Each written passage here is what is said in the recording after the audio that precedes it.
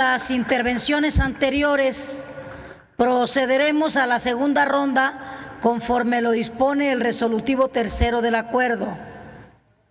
En consecuencia, se concede el uso de la palabra al senador Emilio Álvarez y Casa hasta por 5 minutos.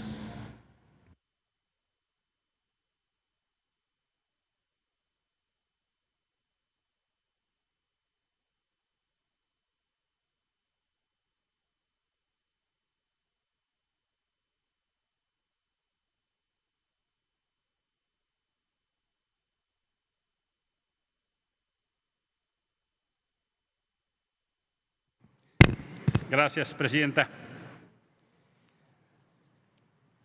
El tema de la política social es probablemente uno de los elementos más importantes por los cuales la gente decidió darle la confianza y la mayoría al gobierno de Andrés Manuel López Obrador. Hay sin duda un pasado indefendible. Las desigualdades sociales de nuestro país, los dolores sociales de nuestro país, la pobreza en nuestro país es absolutamente indefendible. Y deseamos en verdad que la política social echada a andar funcione. Y este es uno de los terrenos que va con mucha claridad a hacer realidad lo que aquí en tantas ocasiones se nos dice de que son diferentes. Si en verdad son diferentes, entonces tendrán que gobernar diferente. Y tendrán que implementar la política social de manera diferente. Y tendrán que tener la auditoría, la transparencia y la rendición de cuentas que tanto se defendió como la oposición. Ese será el indicador real y que nos pone la atención justo en el debate político. A mí me sorprende que este informe que ahora se presenta, que la mitad del tiempo que se informa es esencialmente ya sobre la pandemia. Y creería yo que el gobierno de la República tendría que haber puesto el énfasis de lo que está pasando en la pandemia y no informarnos como si no sucediera esta. El impacto en salud, en empleo, en economía es devastador. Todos tenemos los números, las cifras, pero nos informan como si no fuera así el caso. Nos informan de cuántos cientos o miles de empleos, pero la realidad es que México cambió dramáticamente en estos 6 meses y durante los próximos años tendremos que enfrentar las consecuencias de un crecimiento de la pobreza, de una dramática afectación en la salud, de una pérdida en el empleo y muchas consecuencias más. Ese énfasis, esa realidad no está reflejada, en mi opinión, de manera debida en este segundo informe.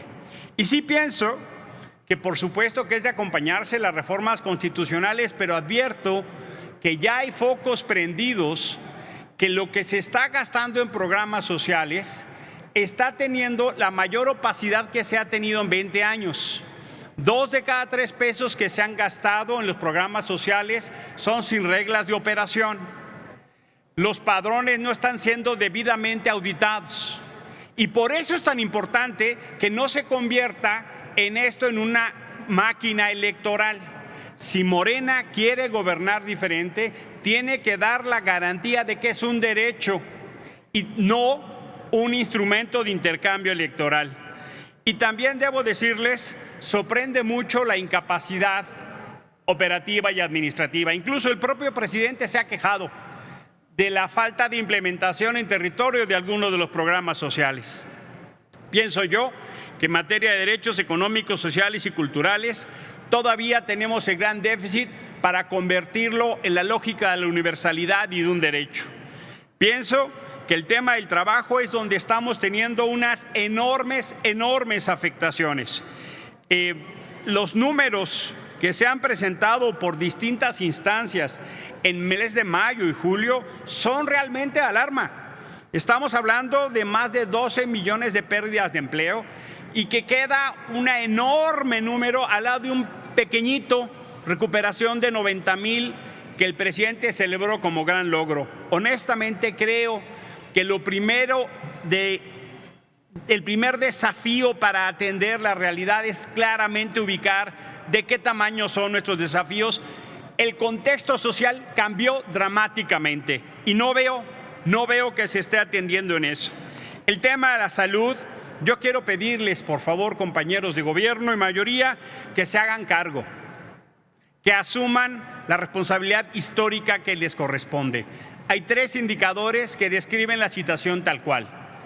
El país con más muertos en personal de salud del mundo, el país que ocupa los primeros lugares en decesos y la crisis por venir del 1,5 millones de pacientes que han dejado de ser atendidos en el sistema de salud y que no han sido atendidos. Los padecimientos de niños con cáncer y otros serán dramáticos. Hay otra pandemia por venir que tiene que ver con la desatención de todos los pacientes que han tenido que dejar su lugar por coronavirus y se hace fundamental atender. Y sí creo que en materia de educación, también tendremos un enorme desafío. Por supuesto que en este contexto hay que agradecer al personal de la salud, al personal educativo, a todos aquellos servidores públicos que entregan su tiempo, su esfuerzo y su amor. Pero la verdad de las cosas es que no estamos viendo un gobierno al tamaño de la crisis y en función de los derechos que las y los mexicanos necesitamos. Termino. Insisto que este tema requiere una política de Estado, que todas y todos tenemos que sumar. No debería ser un tema en el que el presidente todos los días se enfrente a otros gobiernos. No debería ser un tema donde se descalifique la lucha social de las feministas o de los campesinos. El presidente acudió a la resistencia civil pacífica en Tabasco, en Reforma o en otros lugares. Ahora es momento de apoyar el ejercicio de esos derechos de gente que reclama el respeto. La congruencia deberá ser en este tema uno de los mayores ejemplos para poder creerles que en verdad gobiernan diferente. Por su atención, muchísimas gracias. Presidenta, le pediría, si es tan amable, de que se incorpore el texto completo al diario de los debates. Muchísimas gracias. Senador. Ahora se concede